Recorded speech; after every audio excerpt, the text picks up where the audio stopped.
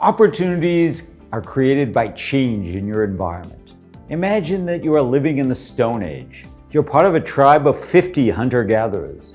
Nothing ever changed during your lifetime. You wandered around your territory, you hunted animals, you looked for roots and berries. That would be about it. What possible opportunities would there be outside of finding new sources of food? Not a lot. Nothing much ever changed for thousands and thousands of years. Change creates opportunities because it creates friction. And we are fortunate to live in an age of massive, constant change. We're all familiar with the term creative destruction. It's indicative of the fact that change creates massive amounts of friction, and friction creates opportunities. Therefore, if you're in an industry that hasn't had a lot of change or friction, then the probability of finding huge opportunities is lower. For example, if I were in farming or the flour milling business, there has been some technological change, but compared to cloud-based computing, the probability of finding $1 trillion opportunity in farming wheat is much lower. That's why sectors with less opportunity have lower gravity and attract less capital.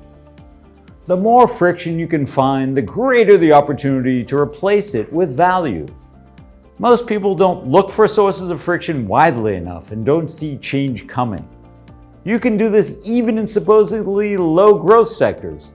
People miss sources of opportunity because they take a myopic view of their opportunity environment. Big successful incumbent players in slow-moving industries are often more likely to do this. Imagine if you ran a utility, a power company.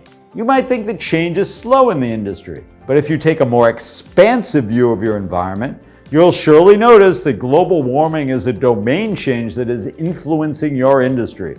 It appears to be a threat. How can you turn it into an opportunity? It's creating increased friction because more and more people are saying coal is dirty, nuclear is dangerous.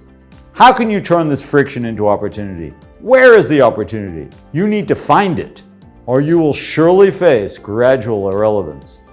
Unfortunately, most companies actively resist turning friction into opportunity. For example, a company like General Motors has all the infrastructure and the brains and balance sheet to succeed in the electric car market.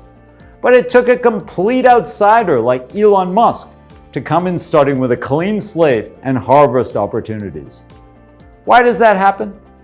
Well, imagine if you had invested $50 billion into making and selling cars a certain way. You're not going to be very open-minded about making them some other way unless your life is on the line. Businesses invest a lot of money into existing business models and are extremely reluctant to radically change those models, even if the boat is leaking and they're bailing out furiously and obviously sinking. This happens to companies of all sizes. If they've already invested so much time and money into something, it's hard for them to benefit from change, even when irrelevance is like a tiger drooling in their face. If you'd like to learn more about our full suite of OppGuru solutions for yourself, your team, or your organization, email us at contact@oppguru.com.